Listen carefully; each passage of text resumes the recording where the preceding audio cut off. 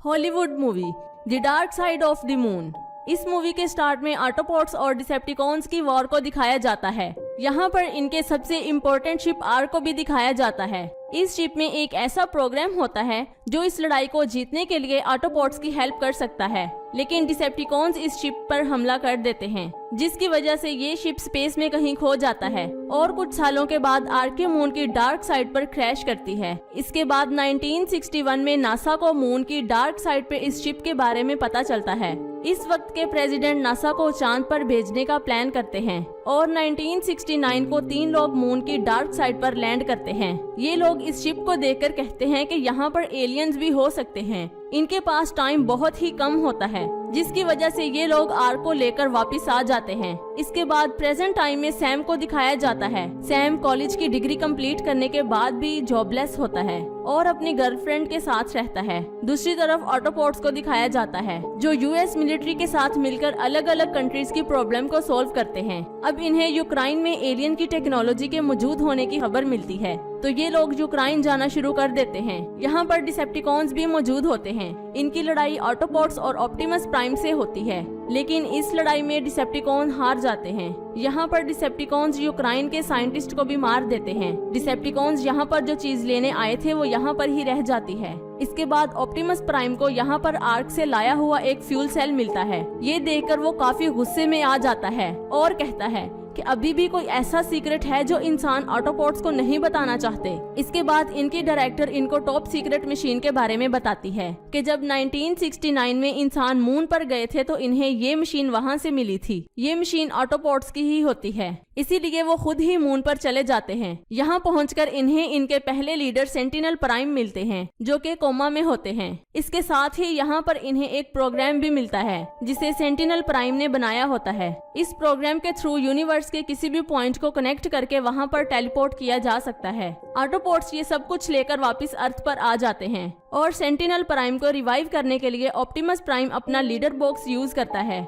दूसरी तरफ सैम को दिखाया जाता है, जो अपनी गर्लफ्रेंड और उसके बॉस की बढ़ती हुई दोस्ती को देखकर बहुत ही गुस्से में आ जाता है। कुछ दिनों के बाद सैम को भी जॉब मिल जाती है।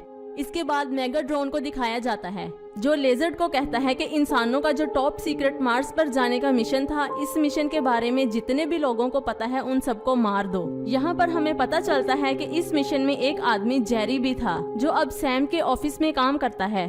बाकी के लोगों को मरते हुए देखकर अब जेरी समझ जाता है कि नेक्स्ट नंबर उसी का है। जेरी खुद को बचाने के लिए इस मिशन की तमाम सीक्रेट्स डिटेल सैम को दे देता है, लेकिन लेजर्ड को इसके बारे में पता चल जाता है और वो इसे भी मार देती है। लेजर्ड सैम को भी मारने आती है, लेकिन वो यहाँ से भाग जाता है और ये सारी डिटेल CIA के पास लेकर जाता है। इसकी डायरेक्टर इसे ज्यादा सीरियस नहीं लेती और इसे यहाँ से जाने को कहती है। अब कोई और ऑप्शन ना होने की वजह से सैम एजेंट साइटवेल से कॉन्टेक्ट करता है। जब ये लोग इन्वेस्टिगेशन करते हैं तो इन्हें पता चलता है कि इस मिशन में डिसेप्टिकॉन्स कुछ न कुछ छुपाने की कोशिश कर रहे हैं, इसीलिए वो टॉप सीक्रेट मिशन जानने वाले तमाम इंसानों को मार देते हैं। इन्वेस्टिगेशन के दौरान ये लोग एस्ट्रोनॉट के पास जाते हैं और वो इन्हें चांद पर ली गई तमाम तस्वीर दिखाते हैं। इस तस्वीर से सैम और इसके पार्टनर को अंदाजा होता है कि अपोलो 11 पर पहुंचने से पहले ही डिसेप्टिकॉन्स ने आर्क पर रेत डाल दी थी और वो जानबूझकर सेंटिनल और 5 पिलर प्रोग्राम को मून पर छोड़ आए थे ताकि वो ऑटोबॉट्स इन्हें ढूंढ ले,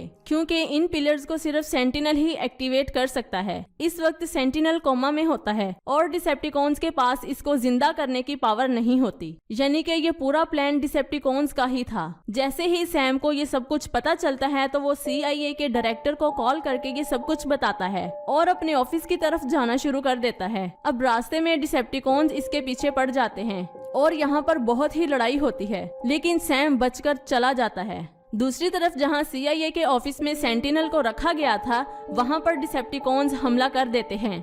ऑटोबॉट्स उनसे लड़ते हुए सेंटिनल को प्रोटेक्ट करने की कोशिश करते हैं, लेकिन यहाँ पर रिवील होता है कि सेंटिनल ऑलरेडी डिसेप्टिकॉन्स के साथ मिला हुआ है और वो आयरन मैन को मार देता है। इसके बाद वो ऑटोबॉट्स पर हमला करके यहाँ से भाग जाता है। अब सेंटिनल उस पिलर प्रोग्राम को एक्टिवेट करता है, जिसकी वजह से वो डिसेप्टिकॉन्स जो चांद पर होते हैं वो जमीन पर आकर बहुत ही तबाही मचा देते हैं। इस तबाही को बंद करने के लिए ऑप्टिमस सेंटिनल को मारने के लिए जाता है। सेंटिनल बहुत ही पावरफुल होता है, वो ऑप्टिमस को बचने के लिए रास्ता देता है ताकि ये भी उनके साथ मिल सके। ऑप्टिमस पूछता है कि ये सब कुछ तुमने क्यों किया। वो कहता है कि मैं ये सब कुछ अपने प्लेनेट को बचाने के लिए कर रहा हूँ, मेरा प्लेनेट तबाह हो चुका है। अब इस हंगामे में सैम अपनी गर्लफ्रेंड को उसके बॉस की पार्टी से लेने जाता है। यहाँ पर उसे पता चलता है कि उसका बॉस भी डिसेप्टिकॉन से मिला हुआ है और बॉस ने जो सैम की गर्लफ्रेंड को कार दी थी वो दरअसल डिसेप्टिकॉन्स ही थी और वो गवर्नमेंट पर नजर रखने के लिए सैम को डिसेप्टिकॉन्स की घड़ी पहनाते हैं। अब डिसेप्टिकॉन्स गवर्नमेंट से डिमांड करते हैं कि अगर वो जमीन को बचाना चाहते हैं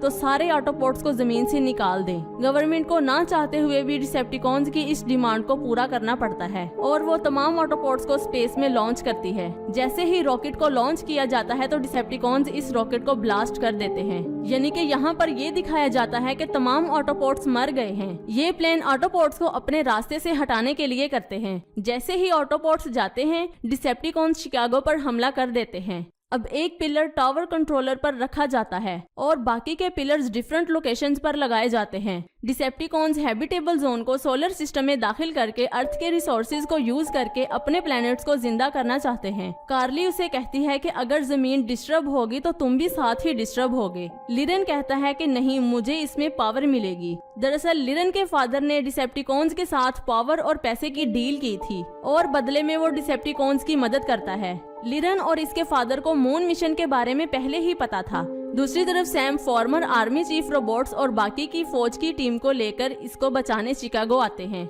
लेकिन यहाँ पर डिसेप्टिकॉन्स इन्हें पकड़ लेते हैं। वो इन्हें मारने ही वाले होते हैं कि इतने में यहाँ पर ऑटोपॉड्स आ जाते हैं और इन्हें बचा लेते हैं। दरअसल जब इनके शिप को लॉन्च किया गया था तब ये ऑटोपॉड्स किसी और जगह पर जाकर छुप गए थे, लेकिन इन सबको ये लगता है कि ऑटोपॉड्स मर गए हैं। इसके बाद सैम ऑटोपॉड्स के जरिए कार्ली को बचा लेता है और कार्ली इसे उस पिलर की लोकेशन बताती है। अब इसकी टीम उस बिल्डिंग में जाती है ताकि वो कंट्रोलर पिलर को डिस्ट्रॉय कर सके, लेकिन यहाँ पर एक ड्रिलर आकर बिल्डिंग को तबाह कर देता है। अब यहाँ पर ऑप्टिमस प्राइम आकर इन सबको बचा लेता है। सैम के छोटे रोबोट्स डिसेप्टिकॉन्स के शिप में चले जाते हैं और यहाँ डिसेप्टिकॉन्स क्यू ऑटोपॉड्स को मार देते हैं, जिसकी वजह से इनमें बहुत ही लड़ाई होती है। दूसरी तरफ फौजियों और डिसेप्टिकॉन्स में भी बहुत बड़ी जंग शुरू हो जाती है। फौज काफी डिसेप्टिकॉन्स को मार देती है। इसके बाद ऑप्टिमस प्राइम पिलर कंट्रोलर को गिरा देता है, जिसकी वजह से स्पेस ब्रिज तबाह हो जाता है। ये देखकर सेंटिनल को बहुत ही गुस्सा आता है और वो नीचे आकर ऑप्टिमस प्राइम से लड़ना शुरू कर देता है। इस लड़ाई में इसका एक हाथ कट जाता है। लड़ते हुए सेंटिनल डीलन को पिलर एक्टिवेट करने को कहता है, लेकिन सैम इसे रोकता है और दोनों के दरमियान बहुत ही लड़ाई होना शुरू हो जाती है। अब यहाँ पर बम्बल इस पिलर को डिस्ट्रॉय कर देता है, जिसकी वजह से ये ब्रिज पूरी तरह तबाह हो जाता है। अब जितने भी सेंटिनल यहाँ पर आए हुए थे वो सब के सब मरना शुरू हो जाते हैं। दूसरी तरफ ऑप्टिमस की हेल्प करने के लिए कार्ली जानबूझकर मेगाड्रॉन को उकसाना शुरू कर देती है। वो कहती है कि अब डिसेप्टिकॉन्स का न्यू लीडर सेंटिनल ही है। ये सुनते ही मेगाड्रॉन काफी गुस्से में आ जाता है और वो सेंटिनल को मारने जाता है। यहाँ पर सेंटिनल ऑप्टिमस प्राइम को मारने ही वाला होता है